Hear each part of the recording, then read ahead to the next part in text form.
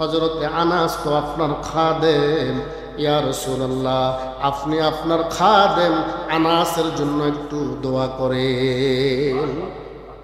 আমার নবী কেমন রহমত! সহিহ বুখারীতে একটি হাদিস আসছে, আমি আজকে পড়ছি হাদিসটা। আন কাতাদা قال سمعت أناسا رضي الله عنهما قالت أمي سليم أناس خادمك قال اللهم أكثر ماله وولده وبارك له فيما أعطيته। জোরে জোরে পড়ুন না সুবহানাল্লাহ। আল্লাহর নবীর একজন খাদেম ছিল, খাদেমুর রাসূল হযরতে আনাস। নাম কি? হযরতে আনাস রাদিয়াল্লাহু তাআলা আনহু একদিন নবীজিকে বলতেছেন, হযরতে কাতাদা রাদিয়াল্লাহু তাআলা আনহু হাদিসটা বর্ণনা করেন। তিনি বলেন, আমি হযরত আনাস রাদিয়াল্লাহু তাআলা আনহু থেকে শুনেছি, উম্মে সুলাইম বলেন, হে আল্লাহর রাসূল, হযরতে আনাস তো আপনার খাদেম, ইয়া রাসূলুল্লাহ আপনি আপনার খাদেম আনাসের জন্য একটু দোয়া করেন। কেমন খাদেম জানেন? আল্লাহর নবী যখন মক্কা থেকে মদিনাতে হিজরত করলেন, হিজরত করে আনসারী সাহাবী হযরত আবু আইয়ুব আনসারী রাদিয়াল্লাহু তাআলা আনহুর বাসার মধ্যে হুজুর আল্লাহর হাবিব তাশরীফ ফরমালেন। আর মদিনার অলি গলি থেকে হাজার হাজার মানুষ আমার নবীকে হাদিয়া দেওয়া আরম্ভ করলেন, হাদিয়া দিতেছেন। আমার নবী হাদিয়াগুলো গ্রহণ করতেছেন। হযরতে আনাসের মা আল্লাহর হাবিবের সামনে এসে বলে, ইয়া রাসূলুল্লাহ, ইয়া হাবিবাল্লাহ, হাদিয়া দেওয়ার মধ্যে আল্লাহর নবী দোয়া করতেছেন, আল্লাহ আমার আনাসের সম্পদের মধ্যে আপনি বারাকা দান করেন, আমার আনাসের সন্তান সন্ততির মধ্যে আপনি বারাকা দান করেন। সাইয়্যিদনা আনাস বলেন, আমার নবী যখন আমার জন্য এই দোয়া করলো, এরে দুনিয়ার মানুষের দলেরা তোমরা শুনো শুনো, আল্লাহ পাক আমাকে এমন সম্পদ দান করেছেন, মৃত্যুর আগ পর্যন্ত মদিনার 2-4 জন ধনীর মধ্যে আমি আনাসও একজন ছিলাম। পড়ুন না সুবহানাল্লাহ। আমার নবী আমার সন্তানদের জন্য দোয়া করেছেন।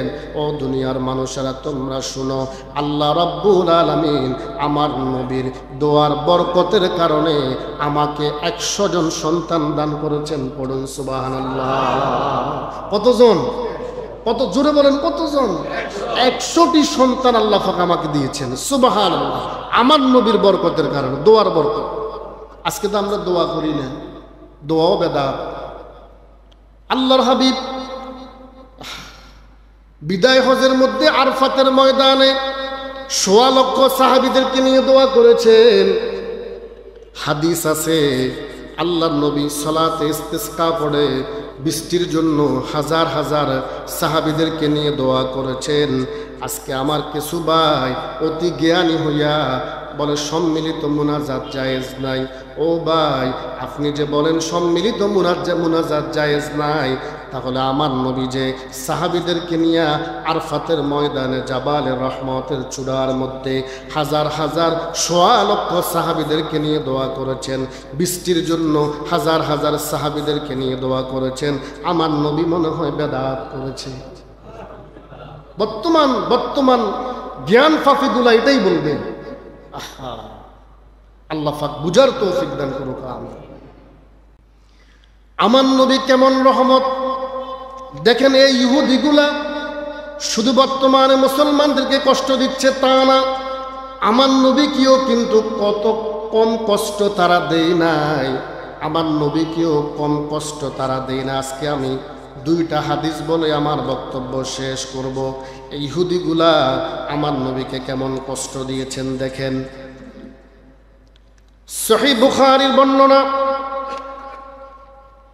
وعن جابر رضي الله تعالى عنهما قال عطش الناس يوم الحديبية رسول الله صلى الله عليه وسلم بين يديه رقوة فتوضأ منها ثم أقبل الناس نحوه فقال رسول الله صلى الله عليه وسلم ما لكم قالوا يا رسول الله ليس عندنا ماء نتوضأ به ولا نشرب إلا ما في رقوتك قال فوضع النبي صلى الله عليه وسلم يده في الرقوة فجعل الماء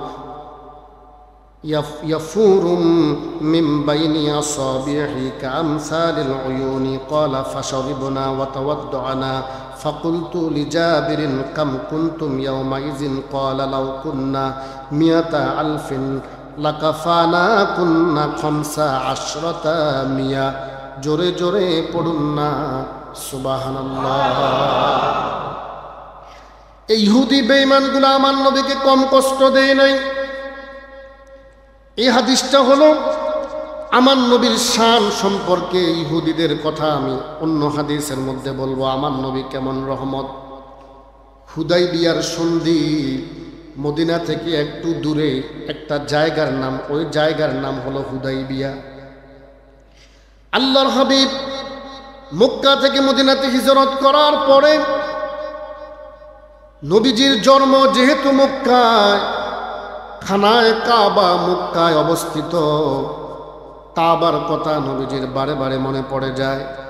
নবীজির জন্ম যে জায়গায়, জন্মর স্থানের প্রতি মানুষের মহাব্বত ভালোবাসা থাকে, থাকে কিনা বলেন?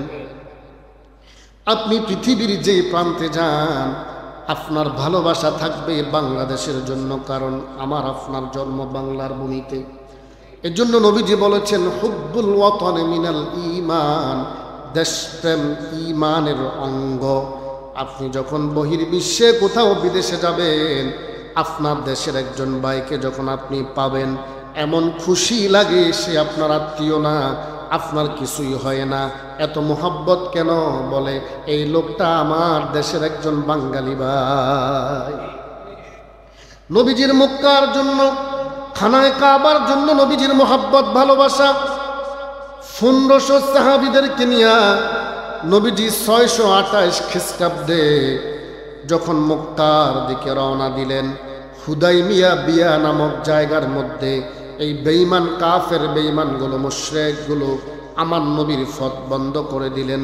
মক্কাতে ঢোকার জন্য দেওয়া হবে না, মুহাম্মদুর রাসূলুল্লাহকে, সাহাবীদেরকে মক্কায় যাওয়ার জন্য দিবে না।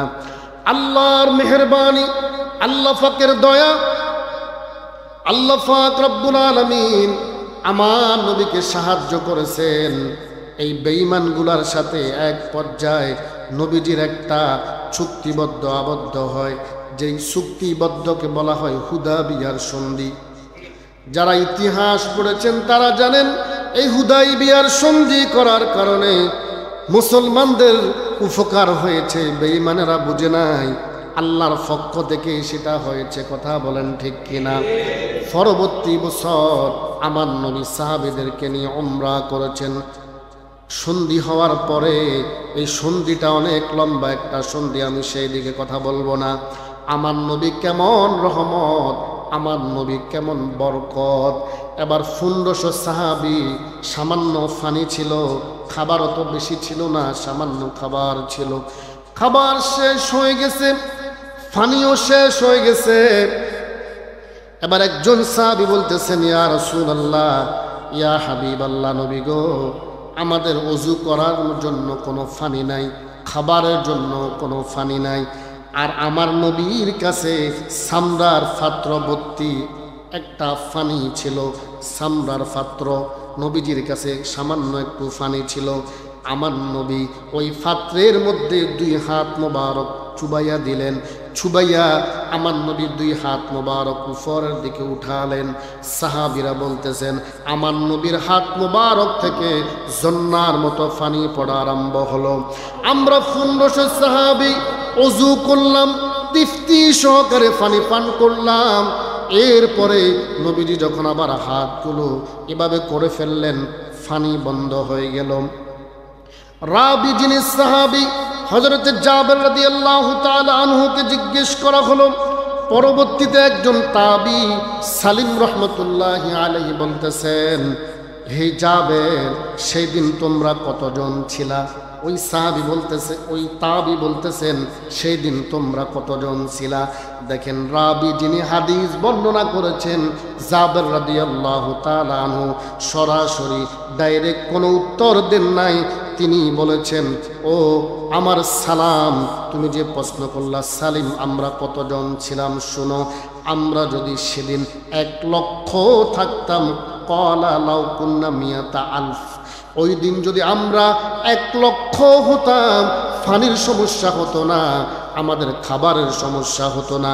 হ্যাঁ, তবে লাকাফানা কুন্না 15 মিয়া, আমরা 1500 সাহাবী ছিলাম। জাবের রাদিয়াল্লাহু তাআলা আনহু বুঝালেন, আমার নবী যখন হাত মোবারক ধরলেন, যেভাবে পানি পড়া আরম্ভ হলো, আমরা যদি সেই দিন 1500 জায়গায় 1,00,000 হতাম, ওই দিন আমাদের জন্য পানির কোনো সমস্যা হতো না। আমার নবী কেমন রহমত! এটা হলো আমার নবীর মুআজিজা। এটা কি মুআজিজা? আউলিয়া কেরামদের যেগুলো তারা অলৌকিকত্ব দেখায়, এটার নাম হলো কারামত, আর নবীদের গুলার নাম হলো মুআজিজা। আল্লাহর পক্ষ থেকে যেটা হয় সেটার নাম হলো কুদরত। এটার নাম কি? কুদরত। নবীরা যেটা দেখায় ওটার নাম কি? মুআজিজা। আর আউলিয়া কেরাম যেটা দেখায় ওটার নাম হলো কারামত। হযরতে জাবের রাদিয়াল্লাহু তাআলা আনহু বলতেছেন, আমরা সাহাবীরা নবীজিকে বলতেছি, ইয়া রাসূলুল্লাহ, আমাদের পানি নাই, কিভাবে ওযু করব? ও নবী, কিভাবে নামাজ পড়ব? আমাদের তো তৃষ্ণাও লেগেছে। আমার নবী বলতেছেন, অসুবিধা নাই, আমার কাছে একটি চামড়ার ফটক পানির পাত্র আছে, দাঁড়াও। আমার নবী হাতগুলো পানির মধ্যে দিয়া এভাবে উঠিয়ে যখন এভাবে ধরলো, 1500 সাহাবী ওযুও করলেন, পানিও খেলেন, পানি বন্ধ হয় নাই।